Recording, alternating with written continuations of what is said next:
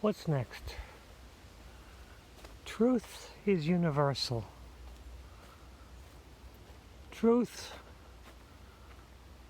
never hurts anyone. When truth is spoken, no one is harmed. Think about it that way. Really, whenever something that is really true, if it's spoken, no one will really get hurt. The problem is people who don't have your best interest at heart will manipulate the truth. They'll take a fact and they'll switch it, they'll apply a little bit of extra information on it to manipulate the truth. And it's kind of hard to tell what's real and what's fake, or what's 100% true and what's partially true, unless you're paying attention, and that's what they want.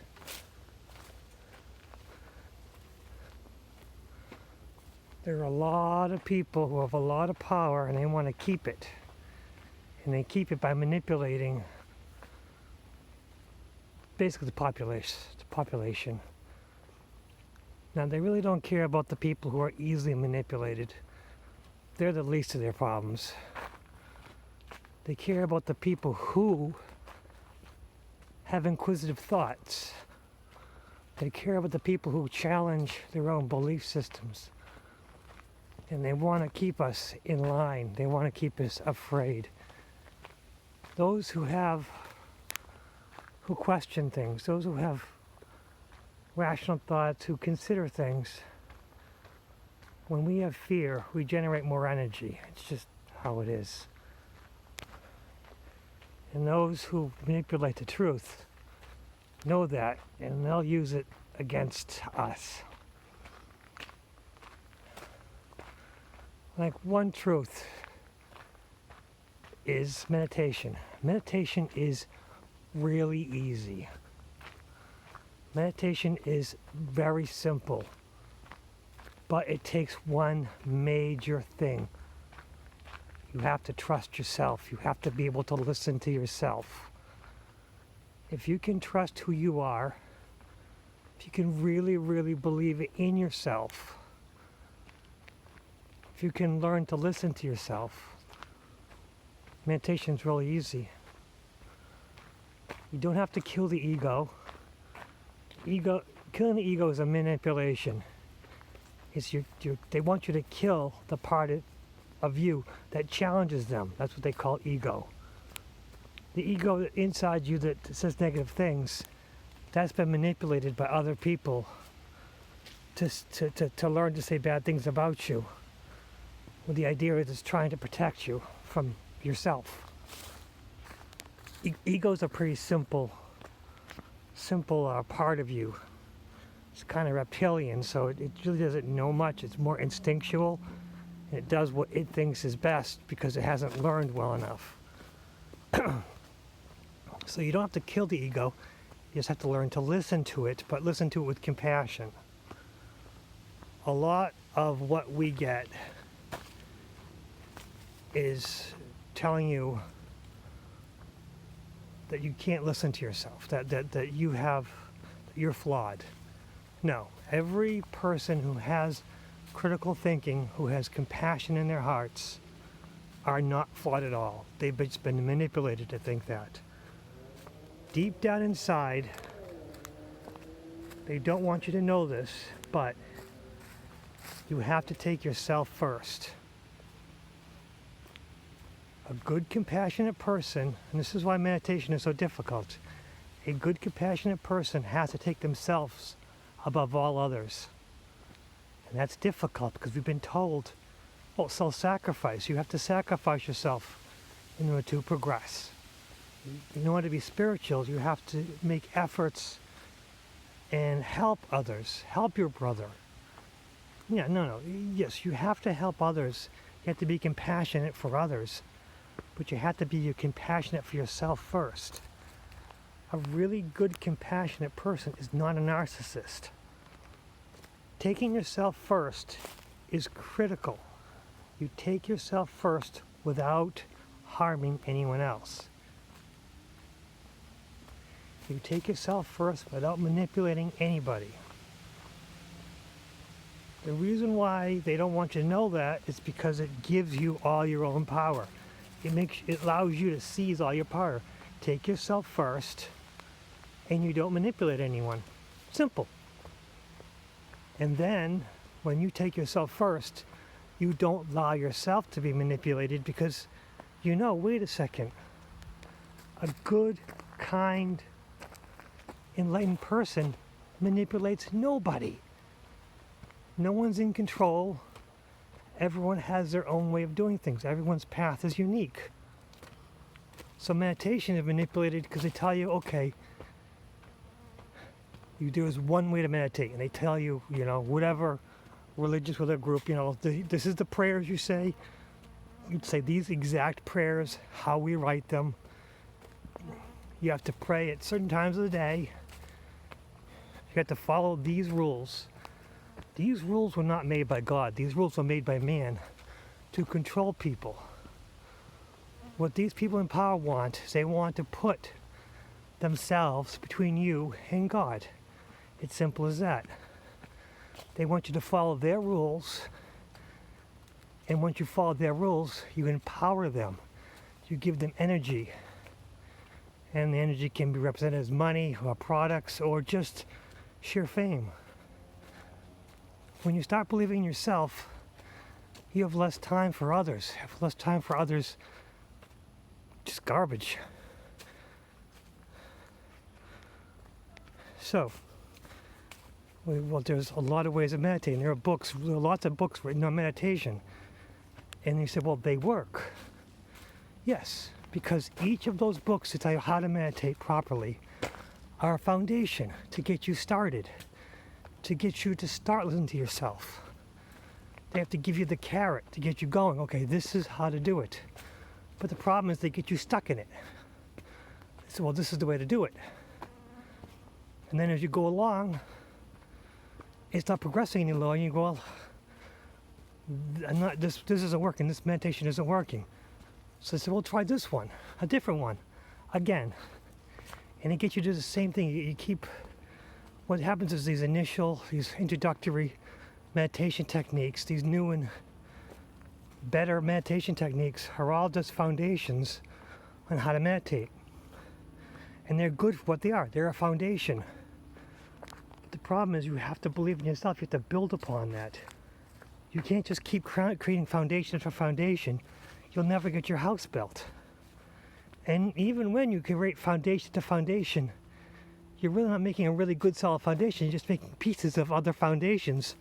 And you're not making a whole one. What you have to do is you have to eventually stop, find all the meditations or all the spiritual ways that resonate with you, and then put them together and make it your own. Find your own way. Find your own path. Because that's the problem. Meditation is easy, but you have to believe in yourself. You have to have compassion for yourself. You have to find your own specific way. And one way is basically, if you find yourself lost and say, well, I don't know my way.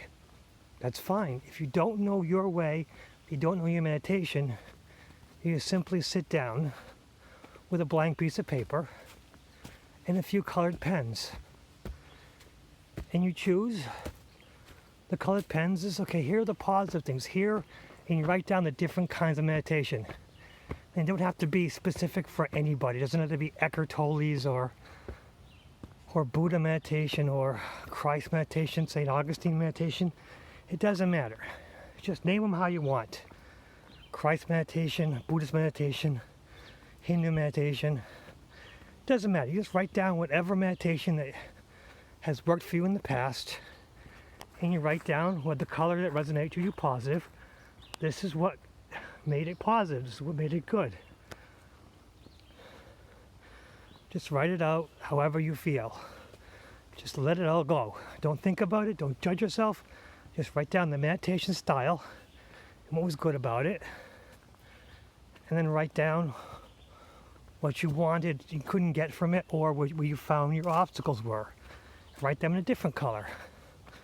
I mean, it can be blue and red, it could be black and yellow. It doesn't matter, because yellow on white paper is hard, but it's for me to judge. You can write in crayon for all I care. The point is, you just feel to get it written down. And once you get everything written down, you spend a half an hour writing down the different meditations, different ideas, a few sentences on each, a few little bullet points of each. You look at it and you cross off the not statements, the negative statements, the never statements. Just cross off the negative statements. You can circle them and cross them out. You can do any other color. Doesn't matter. Just so you can see, you're removing the not statements. So when you say that this meditation did not make me feel comfortable, this did not make you feel at peace, it did not give me what I wanted, and you cross those out. So now you have positive statements. You said, this did give me this. And those are the things you want. And then you trace, this is going to get complicated, you trace how meditations, which ones gave you the things that you say you did not get from it, and the other ones that did. You just kind of find the things that you found important.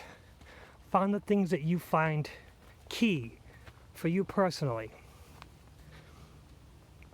And then you look and you say, okay, how did the other meditation give me what I did not get from the other ones? And eventually you're going to find keys, little pieces that each meditation gave you that would kind of sew it together to form your own solid foundation, your own way of meditation just for you. And once you develop that, once you find your way, start using it. Use it for a few weeks, use it for a month, and then reassess. There's no solid way. The only real way you believe in yourself. Meditation is easy as long as you believe in yourself. I mean, there's simple sitting meditation, there's lotus meditation, there's lying down, which a lot say don't lie down because you'll fall asleep. Well, so what? You're in the beginning, you're practicing.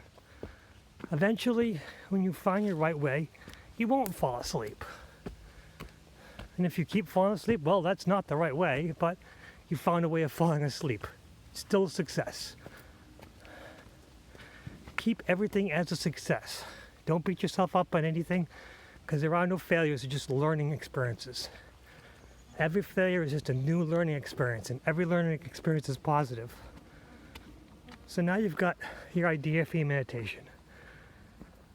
Now write some positive statements for you, and bring to yourself a daily affirmation that you will either post or put on your phone or just have. It only has to be a few lines just to give yourself positive. I am relaxed, I am calm, I am at peace, I am content. Opportunities come to me easily. Favor looks down upon me positive. I'm in perfect alignment with my higher self. I am perfect alignment with source energy. I am perfect alignment with the grounding energy of Mother Earth. Those kind of things. You want to keep yourself connected with your higher self. You want to keep yourself connected with your God force, your source energy, light, positive, and you will also be completely connected with Mother Earth, with grounding energy, with positive light from below.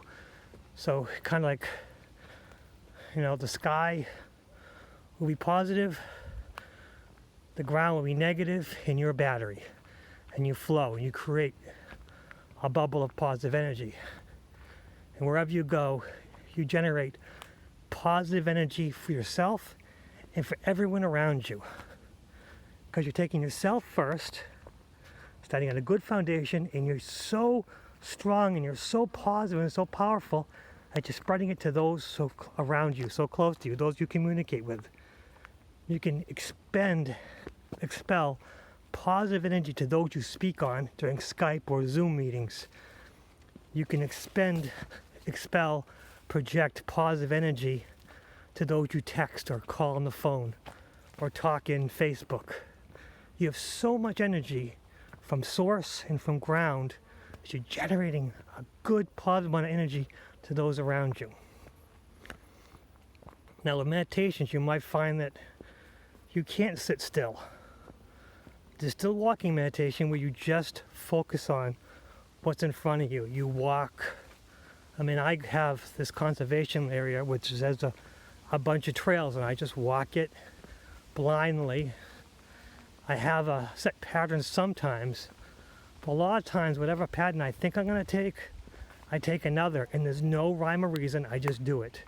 I'm not thinking about it. All I'm thinking about is taking a step in front of me and looking at the trees, looking at the plants, looking at the flowers, and sometimes looking at the animals.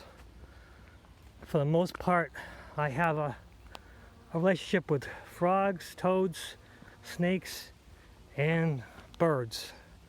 Robin birds love to go in front of me and kind of walk my path in front of me, and it drives me crazy because I feel bad because I don't want to scare it. But it seems like the same group of birds just kind of walk and follow the path in front of me, and they must know by now that that's the path I'm going to take, but for them, they just want to follow in front of me, and I have to stop and just accept it. It's not happening today to prove me wrong, but that's just how things go. So you have sitting meditation, you have walking meditation. You can even, if you have trouble sitting still, you can't get out and walk, you can still read. I would kind of encourage you to read physical hand books in your paper books in your hands rather than electronically, because you want to kind of unplug for a little while every day for at least a couple hours. It kind of helps you ground. And if you can just sit and stand, or sit on the grass or walk on the ground, take your shoes off, just experience nature for what it is, and unplug your phone and just let yourself be with you. If you can't just be with you, you can still be with your kids, you can still be with your friends, and still take a few moments just for yourself.